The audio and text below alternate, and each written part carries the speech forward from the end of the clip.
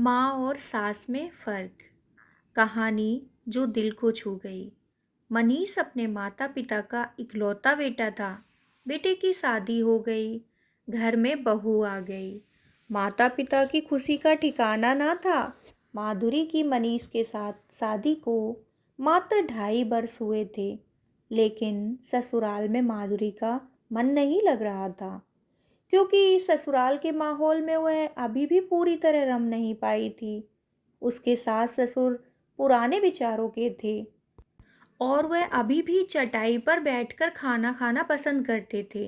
पानी हमेशा बैठकर ही पीना पसंद करते थे। उन्हें अपने पारंपरिक तौर तरीके से रहना पसंद था। उनका यही लाइफ स्टाइल था।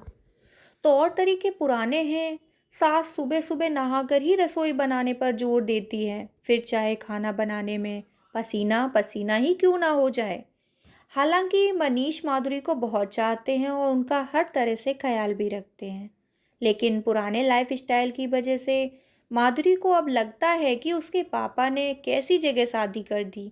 कितने सपने थे उसके विवाह के बाद अपने घर को सजाने के, लेकिन यहाँ तो सासू माँ के अनुसार मेंटेन किए हुए इस पुराने तौर तरीके के घर में उसका दम घुटता है।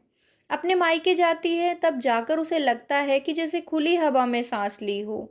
इस बार तो माधुरी ने मन ही मन निश्चय कर लिया था, अब की बार जब भी वह अपने मायके जाएगी तो तभी वापस आएगी जब मनीष अलग घर लेने को राजी हो जाएगा। मनीष से वापस इस घर में आने से साफ साफ इनकार कर दूंगी। आज माधुरी बहुत खुश थी, क्योंकि वह दिन भी आ गया जब माधुरी को अपने मायके जाना था। माधुरी का भाई उसे लेने के लिए आने वाला था। वह चहकते हुए जल्दी जल्दी अपना बैग पैक कर रही थी। तभी सासू माँ ने पूछा, बेटी कितने दिन में वापस आओगी?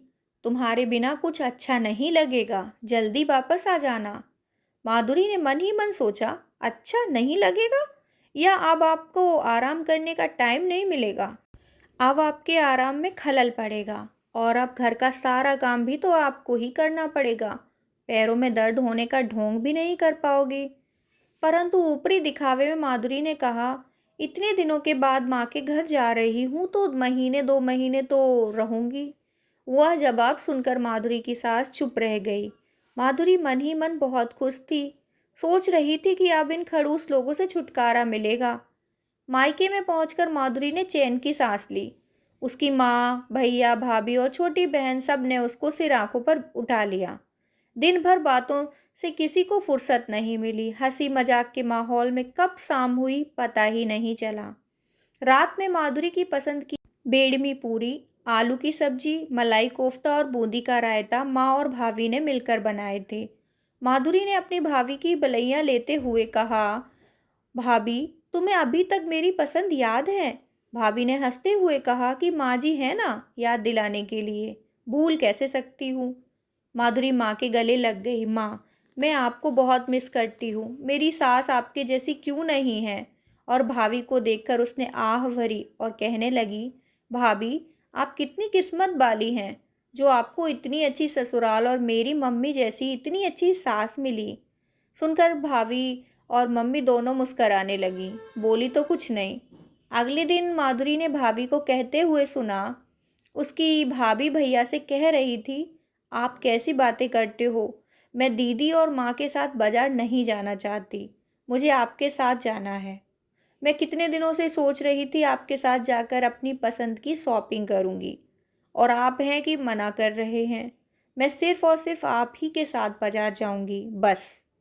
भैया धीमी आवाज में बोले, दीदी आई है ना, तो उनके साथ जाने में तुम्हें क्या परेशानी है? माँ के साथ जाओगी तो माँ भी खुश होंगी ना। हम फिर किसी दिन चले जाएंगे। भाभी नाराज होती हुई बोली, वे आपकी माँ हैं, आप जाओ उनके साथ, मुझे नहीं जाना। माधुरी इससे ज़्यादा नहीं सुन सकी। उसके कानों में भाभी के ये कहे स्वर गूंज रहे थे, आपकी माँ, आपकी माँ। माधुरी सोचने लगी, तो क्या भाभी के मन में भी माँ के प्रति अपनेपन का वैसा भाव नहीं है जैसा मैं सोचती थी?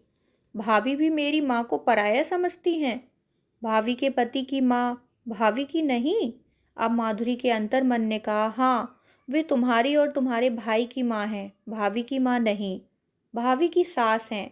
अंतर मन ने कहा, तुम भी तो मनीष की माँ को माँ नहीं सास ही मानती हो। लेकिन मेरे सास ससुर तो बहुत खड़ूस हैं।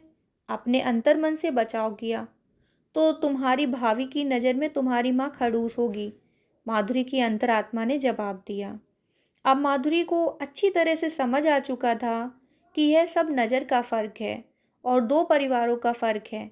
जिस प्रकार दो लोग एक जैसे नहीं हो सकते, वैसे ही दो परिवार भी एक जैसे नहीं हो सकते। विचारों का अंतर तो होगा ही, फिर चाहे उसकी खुद की माँ हो या उसकी सास।